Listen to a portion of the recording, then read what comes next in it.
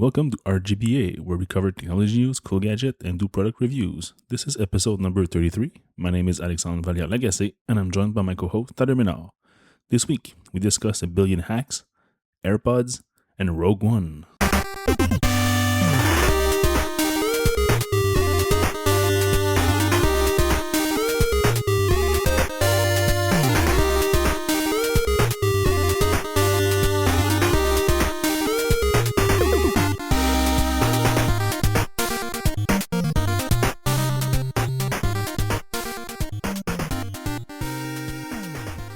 Before getting into the news, a quick little bit of follow-up.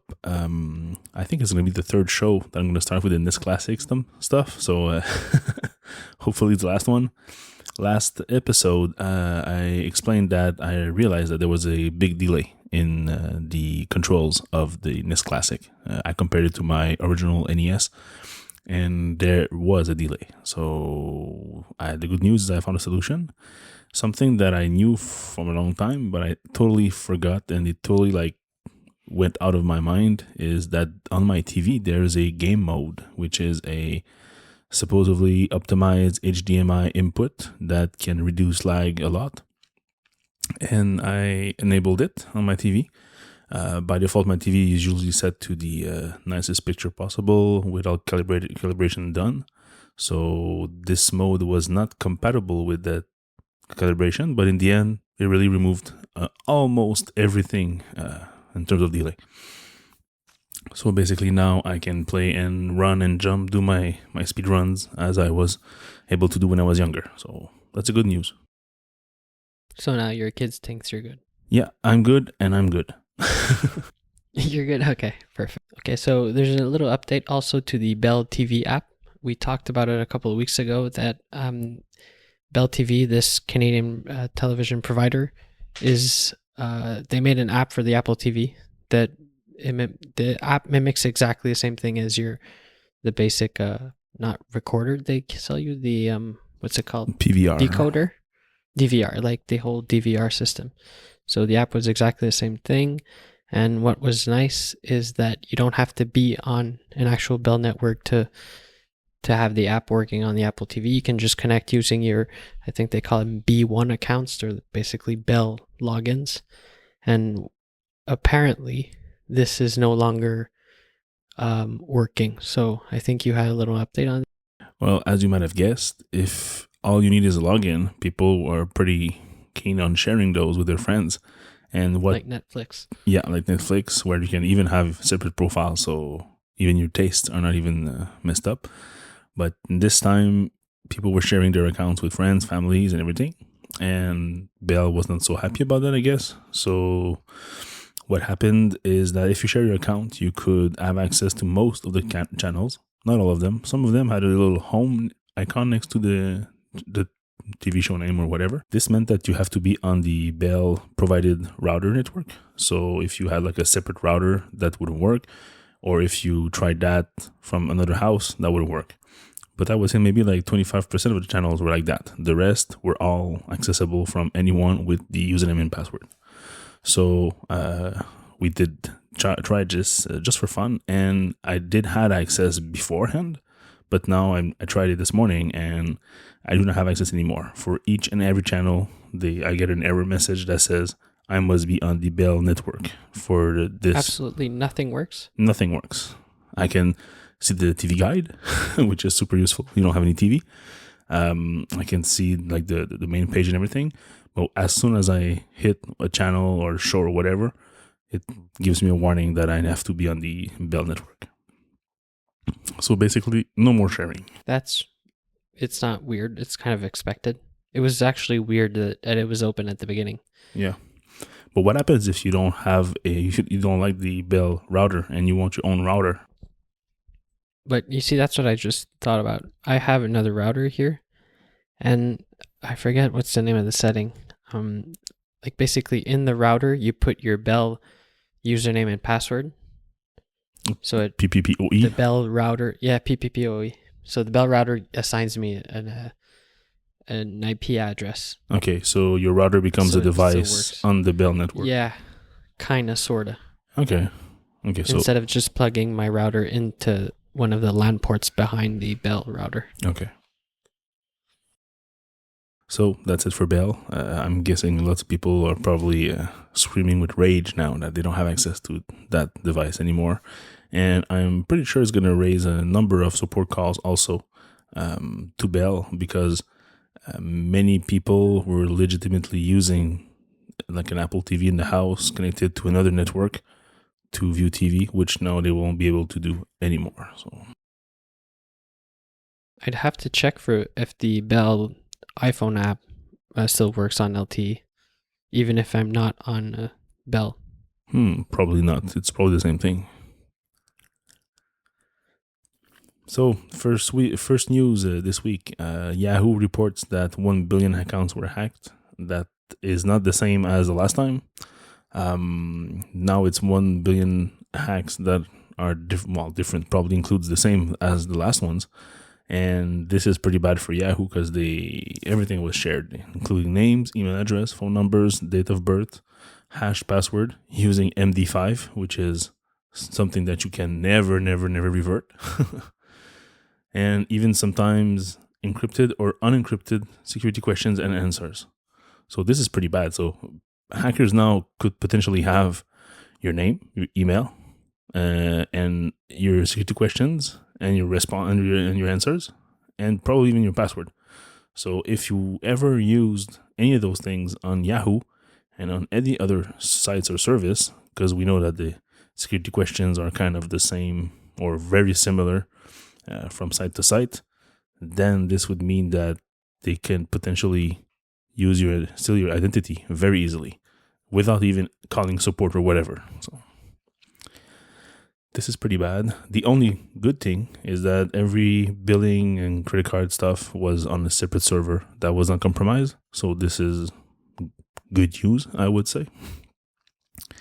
Last time this happened, Verizon, which is in the process of purchasing Yahoo, asked, I think they were asking for $4.5 billion. And now I think that they asked Yahoo to lower the price for $1 billion. So what happens now that there's another billion users hacked? Will that lower the price again? Or will they completely just forget about that and not purchase Yahoo? The stock took a dip, so it's probably lost about $4 out of $42. So it's about 10% right away. So it picked up a little bit more now, but we still maybe lost about 5 or 7% of the share value. Okay, I have a live update on the Bell TV app on the iPhone. It still works on LTE, even though I'm with Rogers. Wow, that's weird. But I can't. It's like really restrictive, and you can't AirPlay to nothing. And okay, that's weird.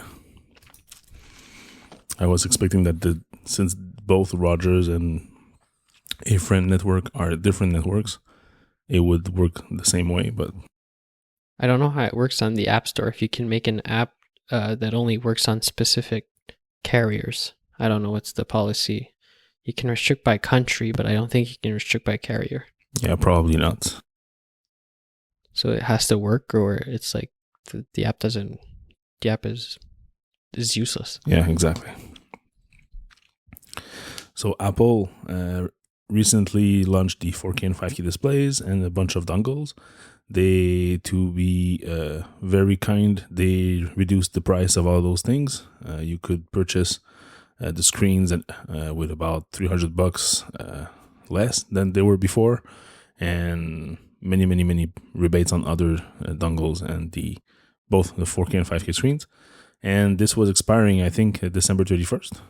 And Apple announced that it's going to extend this rebate for another couple months until March 31st. So you still have another 3 months to purchase your brand new MacBook Pro / 4K 5K display or whatever. The MacBook Pro is not discounted. No, but if you were holding up because whatever reason, waiting, right, the dongles. Okay. Yeah. Okay, no, sorry. Or if you were waiting for I don't know, Christmas money or Christmas gifts to be able to purchase after Christmas, then you would had to purchase a screen beforehand, even having tried the computer. So maybe people complained, and Apple generously extended the period of the rebates. I understand extending the period of rebates for the displays, but the dongles, they should just leave the price like that. Yeah, they should just consider this the new price, because more than that is just a money grab, and people don't like that. I also read somewhere that if you try to use those 4K and 5K displays with older computers and certain adapters, it still works, but you get a lower resolution. Okay, that's nice. Yeah, so you could potentially use it like with an old MacBook Air and stuff like that.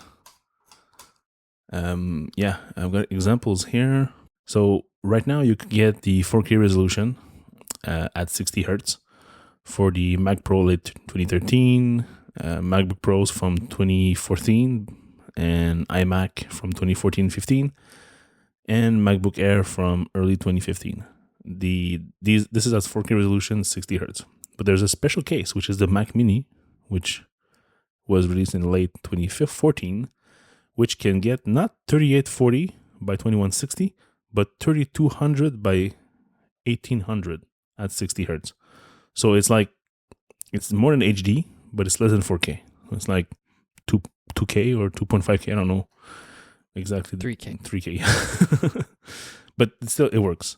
Yeah, you have to use the Apple Thunderbolt 3 to Thunderbolt 2 adapter and a Thunderbolt cable. So by using this combination, you can get it to work on older computers at 4K, or even one very, very old computer from almost 3 years ago at 3K.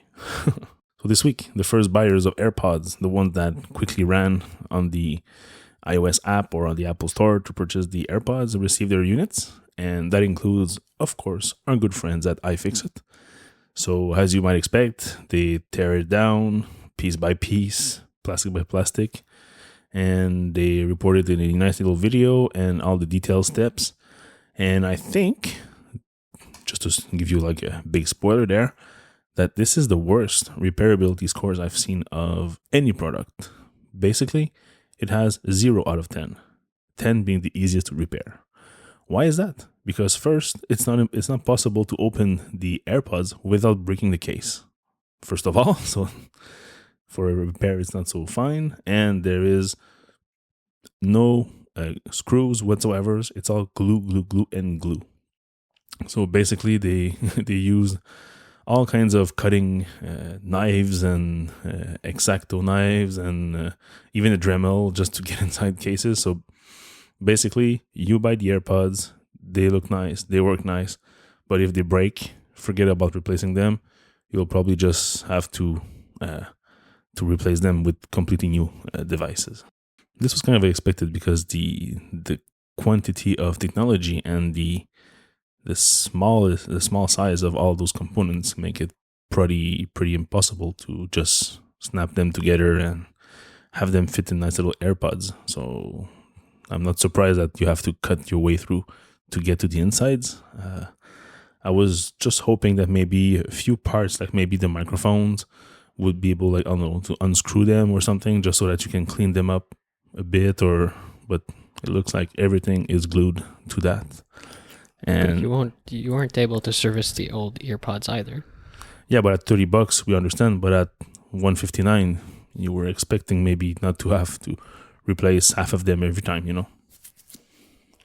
They're $60, so if you only lose one or something, no? Yeah, $69 if you lose one. Yeah. Now we know, but like when you purchase them, if you were hoping that if you have a problem, you can always get them repaired or something, or maybe do it them yourself. Well, that's not the case. There's one chip here that's pretty special, the Cypress CY8C4146FN, which is a programmable system on a chip. So it's basically like a whole computer in a chip that works in conjunction with the W1 chip for the wireless communication. And this chip has the particularity that it can be fully reprogrammed.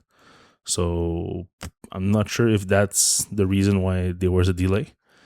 And Apple figured that they had some problems, or they could have some problems and not be able to update the software as they want, and they use this chip instead. But let's say that tomorrow morning there's a super big problem. Both AirPods become out of sync, and it's a software issue. Well, with this chip, you can reprogram the whole system from top to bottom. So there's no reason to exchange the hardware. It's only software. So that's a pretty good idea. Someone was talking about a problem with the cases also, no? I have not heard that. That would be cause for the delay. Like they were put in the case but not recharging or something like that? Yeah, I don't know. I think it was... let me see. I think the problem was with the chip inside the case that was delayed or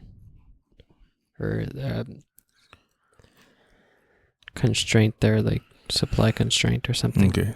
I'll try to find it.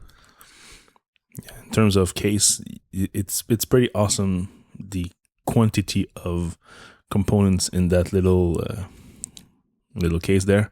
iFixit had to use a Dremel to cut their way inside because there were no way that they could just crack open. And basically, apart from the battery, which is not that big, and it also uses a ZIF connector, which is something we were using in old computers a long time ago. There's a board, there's all the little components, there's a ton of magnet, there's even a push button switch. There's many things there, so it's pretty impressive. Yeah, the case itself feels great. Yeah. So when I was talking about the early buyers, people running on their phones to get their new AirPods, you were one of them. Yep. So I ordered them straight away, walking outside of the metro from the metro to work. And so basically I got them Monday, I think. Yeah. So Monday the 19th, they arrived a day earlier. I wasn't sure if I was going to keep them. The deal was if I like them, I'll keep him. If I don't, I had this colleague at work that really wanted a pair, but didn't manage to get him in time, and now he was traveling, so he was saying, "Oh, I won't order them now. I'll try to get them between the holidays at my local store back home." So that didn't work. So what ended up happening? I received the AirPods, unpacked them, and then we debated: do I try them on or just give them to you? Finally, he said, "Okay, try them on." I tried them on. My right ear doesn't fit, and I just said, "Oh, whatever, take them." So he has them now. You had this problem before with the regular Apple Yeah, earbuds. with the regular AirPods. My right ear really doesn't hold in. If I just move my head side to side, it's clear that the AirPods don't hold in my ears either. So it was just a waste. Okay. But I got to play with them, pair them with my device. The case is really nice. Like it's stupid, but just the little flap that opens, it's like magnetic, and it just feels nice. When you take the AirPods in and out of the case, it's like magnetically held in place also, so they're like nice and solid. That's cool. They look a little weird in your ear. They really look like earrings. Yeah, fine. They're quite big because the stem is longer than what we used to have. Right. I'm pretty sure that Apple tried to get that as small as possible, but for battery reason, they could not get the stem to be smaller. No, yeah. And the actual AirPod is a bit bigger too. So that's why I was hoping people say they fit differently. Yeah. But they're actually bigger in size than the earbuds that comes with the phone. So I was hoping maybe that would have made them stick in my ear, but I guess not. And what about your left ear? Could you shake your head and see if they would fall? Or? Yeah, the left ear seemed okay. Okay. So. And my friend at work all he uses their earpods, so they fit fine for him. Okay, the one that wants them? Yeah, he's the one who has them now. Okay. Have you thought about piercing your ears to put yourself a little holder in there? We just saw this online. A guy has that's like earrings but spacers, or I think they call them. Yeah, spacers for your ear holes. Yeah, so he has his spacers in his ears is exactly the right fit for the AirPod stem, so he just sticks his stem inside the earpods to make them hold. Yep. Well, 60 earpods inside of the earring. So I guess if they fall, they're still like somehow held by your ear, kind of. Yeah, kind of. So what would you say? Would you recommend the AirPods to anyone who's looking for a wireless solution for music?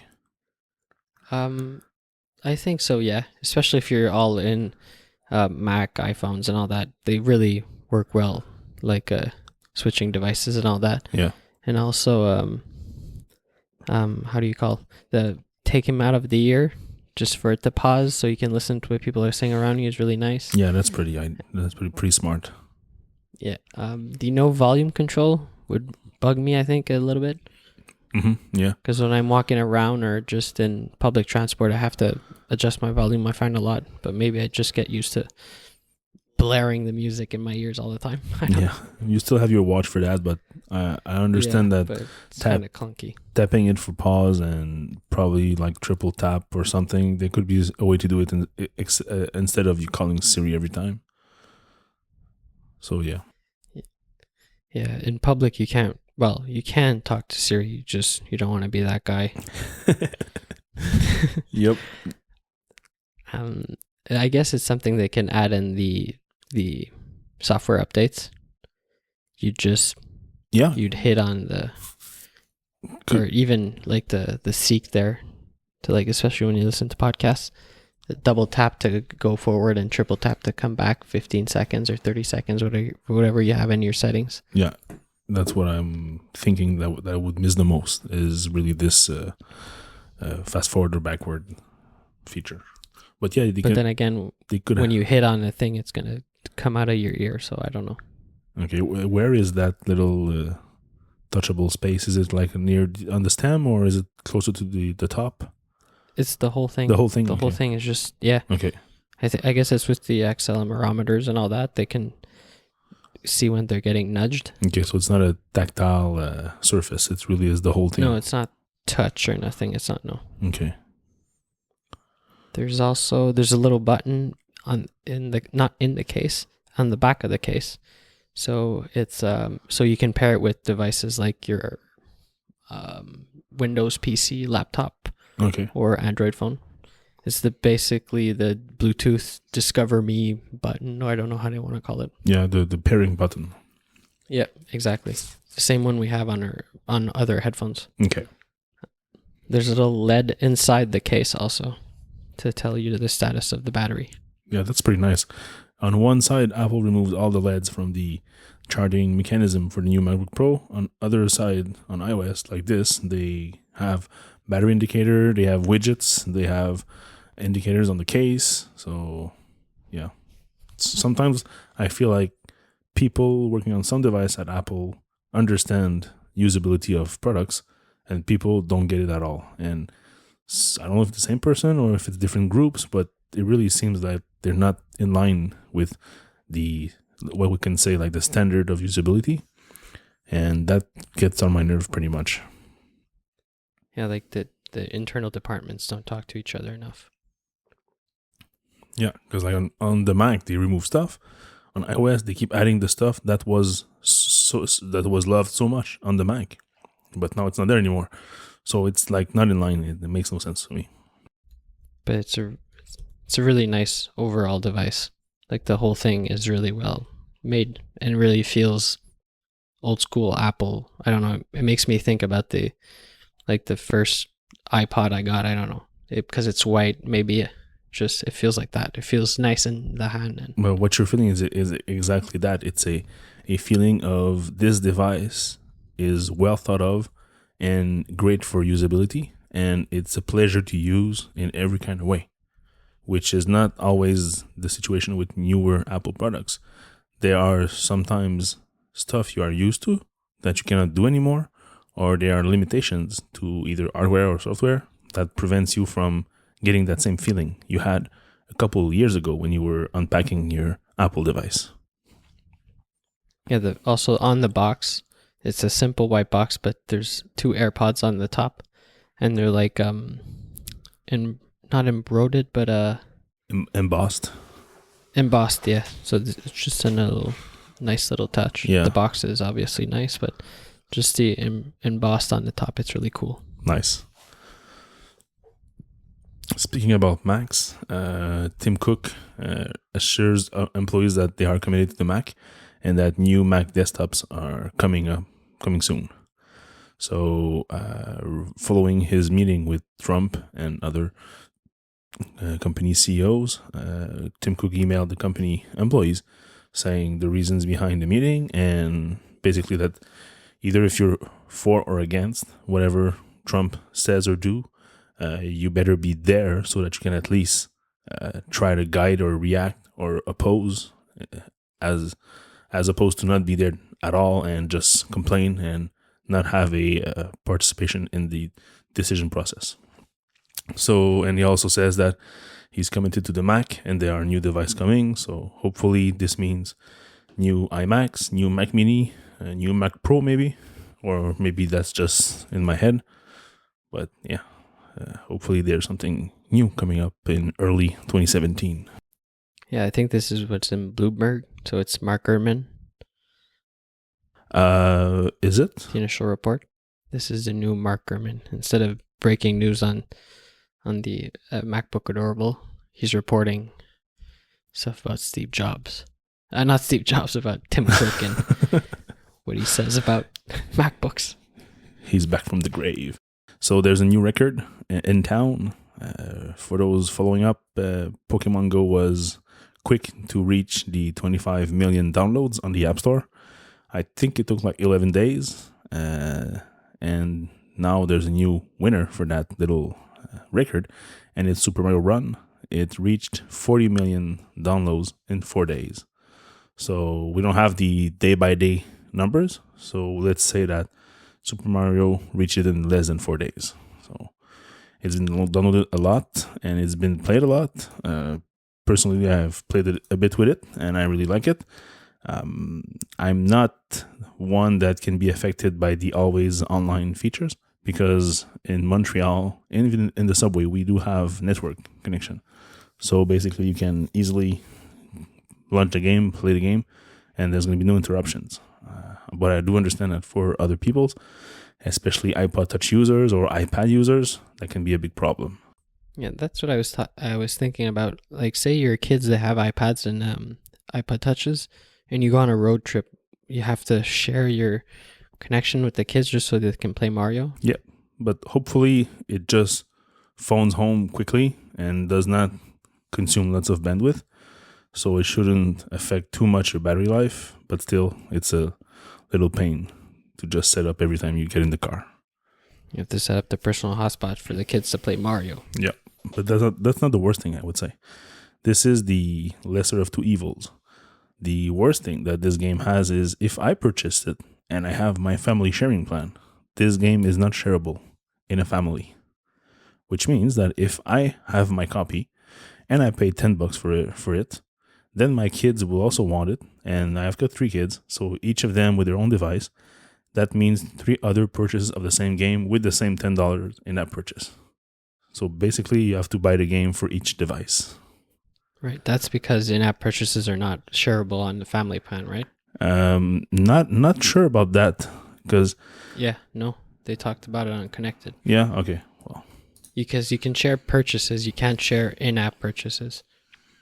Yeah. So okay. And the game is an in-app purchase, so you can't share that part, like the buying part. Yeah. So that really sucks, because that means $10 per kid. That really reaches a new level of spending for a little runner game. Anyways, they'll be linking the show notes if you want to try Mario Run if you haven't already. Given the stats that this game had, you probably already tried it, so it's old news for you. But yeah, it's a nice game. So you like it overall? Yep. You played a lot? No, I didn't. I haven't even purchased the in-app purchase yet. I'm still on the first 4 worlds, because once you finish the world, you can try again to get all the coins. Then you get the purple coins and then get more stuff. So I'm still trying to get all these little things. And then once I get all these 3 stages complete, I'll unlock it and get the rest. Okay. And does it feel good? Like as a game, does it feel Nintendo-y? Yeah. I played also, but just very briefly, and I have no idea what video games are. So that's why I'm asking. Yeah. The design is great. The controls are perfect. It's a well-timed game. I would say it's a bit too easy because Mario jumps over the little enemies and stuff like that, the little obstacles. So it's really easy. It's not like other Infinite Runner where you have to swipe constantly to jump over obstacles and enemies. This one is a bit easier because of that. So for kids, it might be better. For adults, I don't care. But I don't care about the jumping. I could jump myself. So yeah, but no, the game is very nice. Hopefully, I was hoping that there would be like updates with new levels and stuff like that, or new worlds or whatever. But no, Nintendo said that that's it. That's all for this game, and no more new content. So that's a bit sad though. But yeah, this morning another app was released. Someone that we listened to on podcast teased us a bit about it in the last couple of weeks. David Smith. Yeah, he talked about on the podcast Under the Radar. Yep. Just as a reference. It's very good. You can listen to it. We'll put the link in the show notes. So he was already speaking about this app for a while, a new app, because the guy does lots of apps. It's a new health and fitness app, but we not know what more than that. And this morning we finally saw it. It's called Workout Plus Plus, so another one in his plus plus category. Basically, it's a replacement for the workout app, right? Right. It's a complete replacement for the workout app. So you launch your workouts from this app. You can see your all your graphs and your history of all the workouts you did. Yeah. I think the biggest feature is you can configure custom watch face per workout category. So say when I run, I like seeing the beats per minute as the biggest displayed on the screen, like the biggest thing displayed on the screen. And then when I walk, I prefer seeing the kilometers I've walked so far and whatever. I can set it up per workout type, and there's a couple of different little things you can have showing on the screen. So that makes it a bit nicer than the regular workout app, which only has, I think it's 2 screens and you can change the units, but that's pretty much it. Other than that, he has a lot of stats. I like lifetime stats. He has the same thing in his, what's the name of the other one? Activity Plus Plus? Yeah, Activity Plus Plus, Sleep Plus Plus. Yeah, you can see like trends, and so far since I've had the Apple Watch, I've had it for 464 days, and I've reached my goal for 335 days. So I like those kind of stats. So they're also available in Workout Plus Plus. He also did something special this time. He included lots of customization. You mentioned the screens, but even on complications of the custom screens you make, he has like sliders. You can slide so that, let's say you reach like a certain level of effort, and you can decide that up to this level is going to be red. So you can see in your little live graph that you get in the red zone or you go back to the green zone. So, oh really? Yeah, he went I didn't see that. It's all nice. in for that. Yeah, configure color and haptics. So when you specify the workout screen, if you want, let's say right. For a long run, that's what he has in his video. He types the BPM graph, and then you've got 2 sliders for the colors. So yeah, that's pretty complete for 1.0. What I also like, but it's kind of stupid, is usually when you're done with your workout, you have to swipe left or right, whatever. You have to swipe to hit end. Yeah. But now you can also swipe the digital crown to end the workout, because it happens to me often. When I'm done, I'm all sweaty, so my hand doesn't really register on the screen. Then I keep hitting a bunch of stuff, and you get frustrated. And all I want to do is end the workout before taking it off to go in the shower or whatever. I just hope that this method of ending your workout isn't going to be too sensible, because sometimes if you have a longer sleeve or a coat or something, it can turn the wheel by itself, so it can be a problem. But I'm guessing that David probably tested that already, given that he lives in New York, and he probably tried, I don't know, do a bike ride using his watch and a little like a little fall coat. So he lives in Virginia. Virginia? Yeah, but that doesn't matter. Yeah. Anyways. No, but you still have to swipe left before scrolling to get it to end. But okay, you still have to. Okay. Yeah, but it's not the swiping's always okay. I find it's just the tapping on button, especially since I just swiped and smudged the whole screen with a bunch of like sweat and finger goo. Like now the 3 buttons that they give me for the normal workout app, they usually don't work, and then I have to like swipe it with my t-shirt that's all wet also, so it's a mess. So this is actually a pretty nice little feature. All right. So, moving on to our main subject. So, this is a special year. Like I heard this morning, and I don't know where. It was MKBHD says, what kind of year is that? We got a new Mario game and we got a new Star Wars movie. So, but on the Star Wars, we're like on TikTok kind of years now. Yeah, because Lucasfilm was purchased by Disney, and now Disney wants to squeeze the lemon. They want to build a universe. As much as they can. So. You still have your every 2 years got a new Star Wars movie. Well, at least 2 more Star Wars movie, so that we get all 9 episodes complete. But in between the year that there's no Star Wars movie, there's a Star Wars story that's going to happen. And this year, it was the first one. It was a Rogue One. So for those following up, it's probably like Star Wars 3.5. So it happens between episode 3 and episode 4. So just before the very first 1977 Star Wars debut. No spoilers here. It was mentioned in the movies that there was a bunch of rebels that died in order to get to the Death Star plans. They managed to get the plans because we know that Luke throws a little missile in that little vent and blows the whole thing up. But how did the rebels get their hands on the plans? Who were those rebels? How did they manage to get the plans but die trying? All this was like unknown. But now this Rogue One we movie, don't know if they die. Of course we know if they died. They all died. There's a nuclear blast at the end. Spoilers. Yeah. Okay, come on. We didn't know that by the trailers. No, but we know that they died because in the movie they say that they died for that. Yeah, but that's the kind of thing you say, like, oh, a lot of people died to get this to work. We didn't know actually all the people in Rogue One were going to die. I don't know if they all died, but I know that most of them died. Anyways. Right. We should have probably... But from now on, there's spoilers, yeah. Yeah, there's going to be always spoilers when you listen to a discussion about a movie. It's not possible to talk about the movie. And cause I even heard that for some people, just saying that the movie was good is a spoiler. So yeah, because then you go in and you said, "Oh, such and so said it was a good movie, so this is going to be good." Yeah. So you go in with expectations that are not exactly your own. So, what did you think about this little movie there? I really enjoyed it. I think we both went to see it on opening morning. Yep. Well, yeah, opening morning, because there's a night showings, I guess, on Thursday night, but we both went on Friday morning. Yep. I saw it in 3D. Yeah, me too. It just confirms that I hate 3D. Yeah, always. And I don't know why I watch 3D movies. It's only the second time I've watched.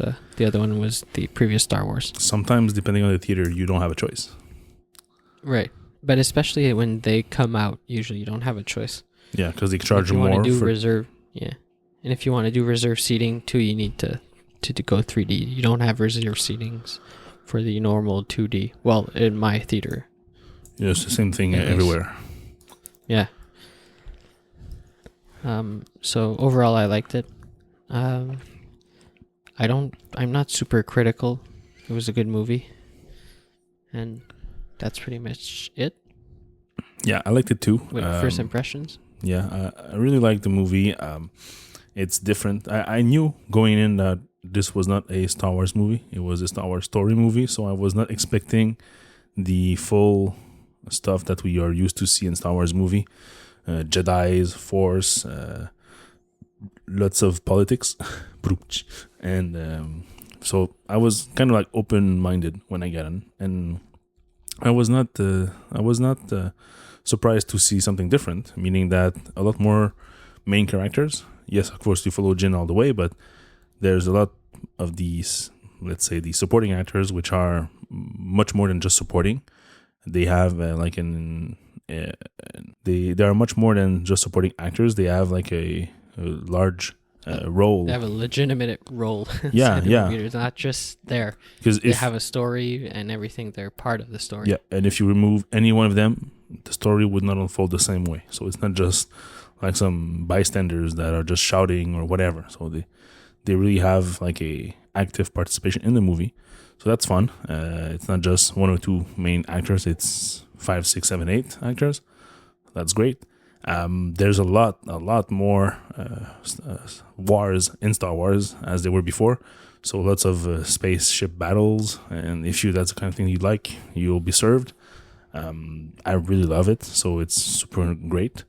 And also that they are original in the way that they shoot down the different enemies and the impact on the ground of what's happening in the air. So we have people on the ground running, and we have a spaceship shooting in the skies, and all those is interlinked. So that's pretty nice.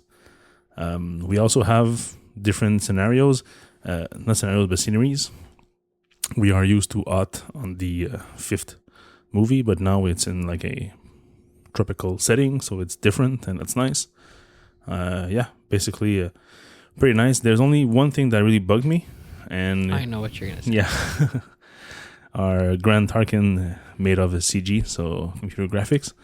This is a nice touch because the actor died in 94, so of course he could not be there.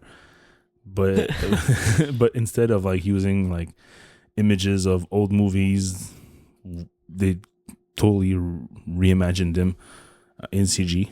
The clothes, the hair, that was perfect. Seriously, you could see his old greasy hair that was well combed. That's perfect. The skin was also, I would say, 90% there. But the thing that bugged me was the eyes. They still, in 2016, can't get the eyes right of a CG character. He was kind of like looking in the nothingness with his dead eyes. I don't know how to say it, but it's basically like if he was there, but his eyes were kind of like, sometimes like a blind person, that have like regular eyes that are not damaged. They would look at you because you're talking to them, but they would not look at you. They would look past you. So it's the same feeling I had. Okay, see? When I saw him on screen, I was like, this can't be the same actor because 76, like you said, 77 or whatever. Yeah.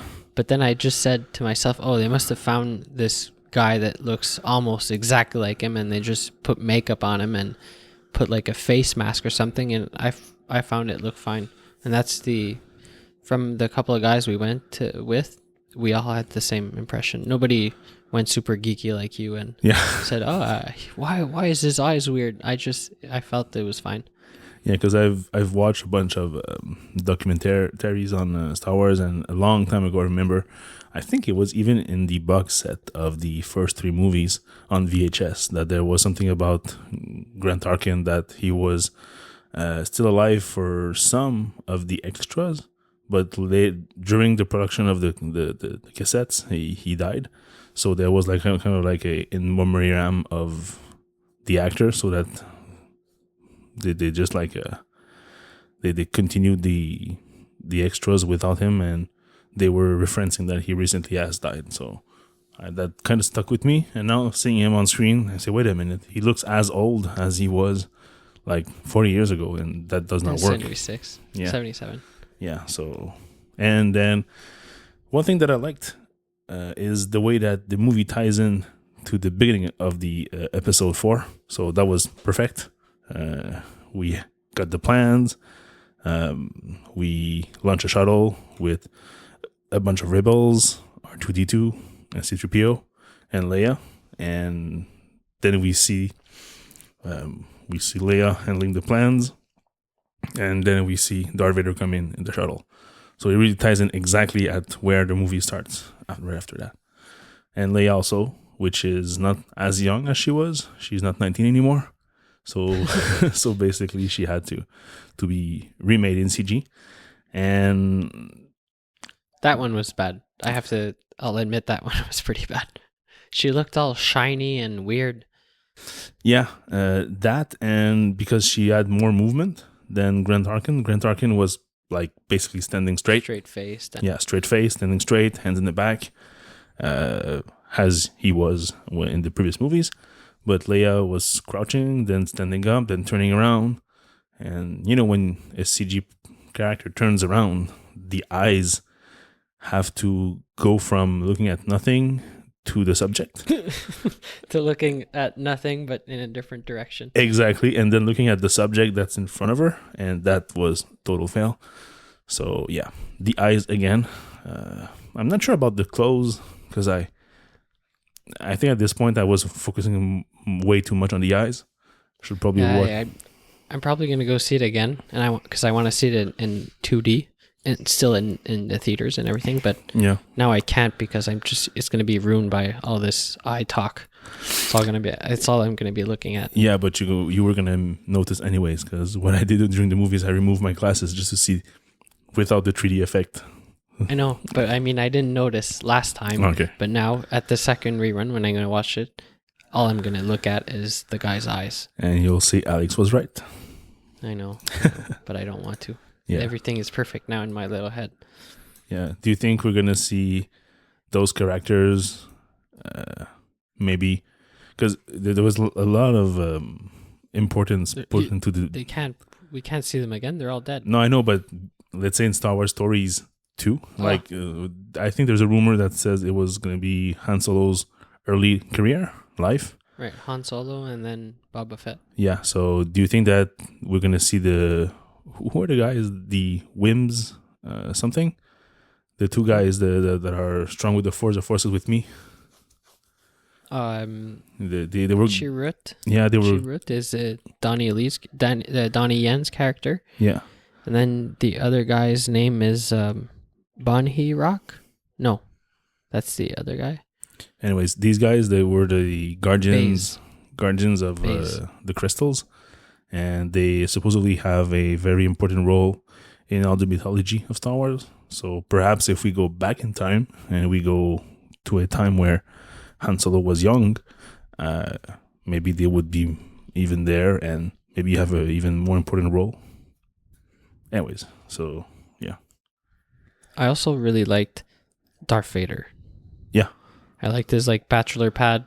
He's living alone in this big bathroom in his tube. Yeah. With lava everywhere. And he just walks out all dressed out as Darth Vader with his shiny jet black suit. He's a bit more cocky too. Yeah, and the scene at the end when he enters the ship before the other ship evacuates from the big ship or whatever, he just slays everybody and he opens his lightsaber in the dark, and I don't know, because we didn't see lightsabers all movie, and then this one pops up and he's using the Force everywhere. It's really cool. Yeah. Also, they kind of used what they did with the Force Awakens, where that the lightsaber reflects a lot around the character. So you could see, yes, you saw the lightsaber lit up, but also the room kind of had a little red haze around, and that was just perfect. And the lightsabers are not all nice like they were in the prequels. They're lightsabers. They have not imperfections, but they have this glow hue around them, and they just sound awesome. Yeah. And it also fits that at this time, Darth Vader has recently killed all the Jedis and even the Jedi school kids. And so he's always pretty pissed off and angry, and getting into that room with lots of little rebels for him was like a day at the fair. It's like a party. Oh yeah, just killed them all. So so then they give the little card to the other ship. They close the door, and then the ship that we see at the beginning of New Hope, that's the one that escapes. Yep. And then I guess he goes back into the Star Destroyer, and then they're gonna go chasing after that little ship, like in the beginning of New Hope, and then the movie starts. And then they retake control of the other ship that escaped, and that's the movie. Yeah, that is it. It's pretty amazing. That's where it plugs back in. Yeah, almost to the second. And then I also really liked the justification of why there's a little hole in the Star Destroyer, in the Death Star. Yeah. Like, I remember when I was a kid, I was like, why did they leave this hole right there to be destroyed by one little laser blaster? Yeah. But it's because of, they explained everything with, what's his name? Not Gavin, sorry. Galen? Galen, yeah. Jin's father. So Galen, he worked for the Imperial Army? Guard. The Empire? Like the Empire? Yeah. Engineer team? Yeah. He worked in the engineering department. And he put in those flaws for it to be destroyed by the rebels later on. And he leaked the plans. That's why the rebels got the plans in their hands. And that's why Star Wars, basically. Yeah, exactly. That's the beginning of everything. Yep. Did you like... I found... what's his name? K2SO? Yeah. The droid? Yeah, the droid, yeah. He had a lot more mouth than our previous droid. So, he was, like I said earlier, he had like a very important role to play. Without his interventions, the movie wouldn't have ended like it did. So, it's a good thing. Now we can do so much more with CG. In this case, it's a robot, so we don't care about the eyes. Yeah, but they're pretty good, his eyes. Yeah. I don't know. He has a lot of facial expression, even though he's a droid. I find you understand what he's saying. I don't know. Yeah, surprisingly, it was quite interesting. So, yeah, this was not as cute as, let's say, like R2 or BB-8. Yeah, exactly. But it was more of this is a setup of a rogue team of people that have like one single mission and they just go for it. And that kind of droid fits the party. So that's perfect. Right. And when did you realize, like, oh no, they're all going to die? Well, I knew beforehand because I'm a big Star Wars geek. So I knew that they were all going to die. Do they really all die? Because I know that Jin and the other one dies. But all of them? Yeah, they kill him off one by one. Yeah, that's right. Okay, so yeah, they really all did. Yeah. So I wasn't surprised that people were starting to die like one after the other. I was not surprised at all. I was expecting that. We were really expecting the whole cast, main crew of that rebel ship that went on the Dubai planet to die. Well, yeah, because in my head, when I've heard and I've watched the movies so many times, that there was a gang of rebel that had the mission of getting the plans and they died trying. For me, they died trying. They probably sent the plans via a communication to Bluetooth. Bluetooth, to the headquarters of the rebels or something, or they managed to get them into the hands of like a smuggler or something.